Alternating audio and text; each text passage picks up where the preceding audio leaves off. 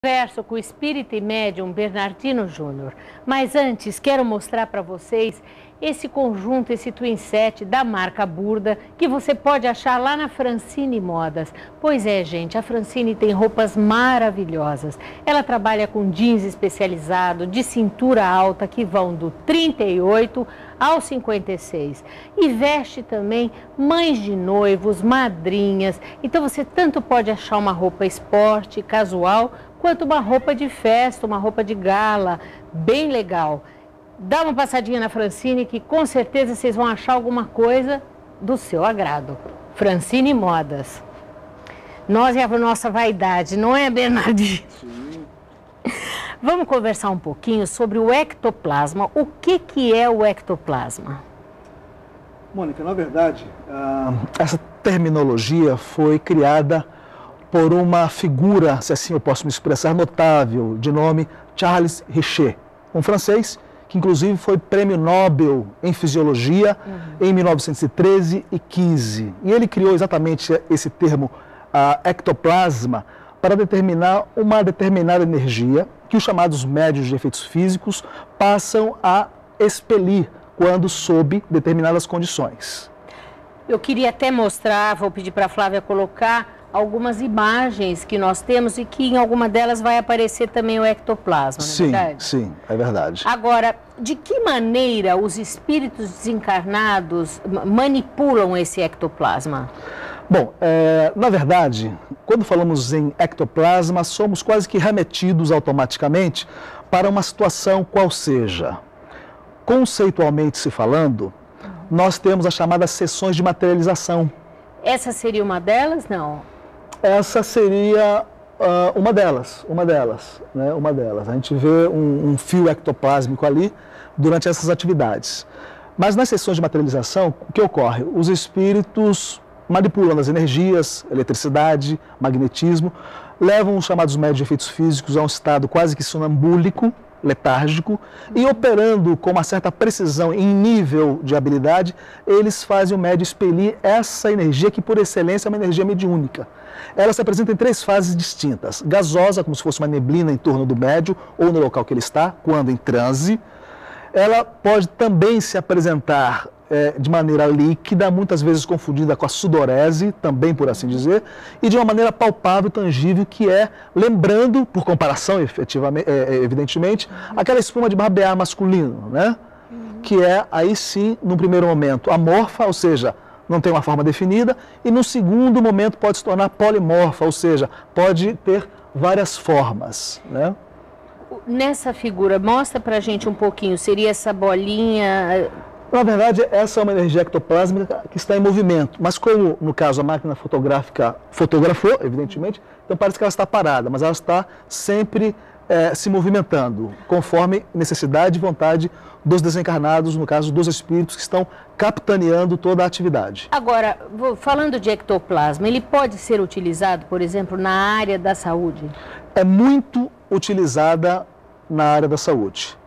O ectoplasma, segundo alguns espíritos, tem uma característica sui generis, qual seja, o ectoplasma ela participa ativamente na regeneração de tecidos, obviamente que aí, remontando a questão molecular, atômica, ela participa aí nesse fenômeno de reparação, de reparar um órgão lesado, um sistema que está em falência, é utilizado dessa forma. Qual é a função do ectoplasma? Na verdade, o ectoplasma ele tem várias funções. Na área da saúde, ou nos trabalhos ligados à área da saúde, tem esse objetivo, que é realmente colaborar na recuperação daquele quadro. Eu queria que você explicasse essa foto, né, que mostra bastante esse ectoplasma, não é?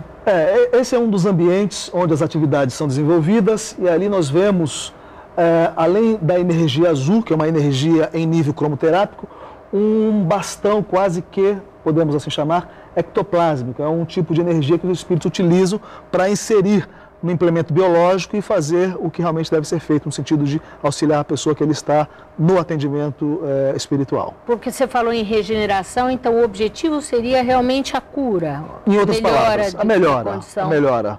Sim, da patologia, do quadro da qual a pessoa é portadora. Isso quando for algum problema físico. Agora, e quando é algum problema, por exemplo, de uma obsessão espiritual? O ectoplasma age também? Auxilia também, auxilia também. Por isso que eu costumo dizer que, na verdade, o fenômeno da ectoplasmia, ele é bem diversificado no que concerne a utilização. Há momentos que é utilizado estritamente ou especificamente, como queira, na área da saúde, regenerando um tecido, recuperando um órgão, e às vezes é utilizado também nesse campo que você acabou de mencionar. E essa foto? Essa foto também, vemos ali vamos chamar um fio ectoplásmico sendo inserido, não é, no corpo desta senhora que está ali sendo atendida em nível porque espiritual. Aquele fio que sai branquinho, ele na verdade é o ectoplasma, isso, não é? Isso. Que interessante, hein? Você acha, Bernardino, que essas manifestações podem ser percebidas como provas irrefutáveis da imortalidade da alma? Olha, Mônica, eu costumo dizer o seguinte: quando falamos em prova, várias vezes que vamos falar aqui, ali, que somos convidados, as pessoas fazem essa pergunta. Eu costumo dizer o seguinte: prova mesmo, não convence a ninguém. O que convence uma pessoa não é a natureza da prova, mas a capacidade de entendimento que ela tem. Porque da mesma maneira que na nossa, por exemplo, alimentação estomacal, nós não conseguimos digerir determinados alimentos, sucede a mesma coisa com determinadas ideias, com alguns indivíduos. E determinadas energias também? Sim. E vou um pouquinho mais longe, apenas exemplificando, obviamente.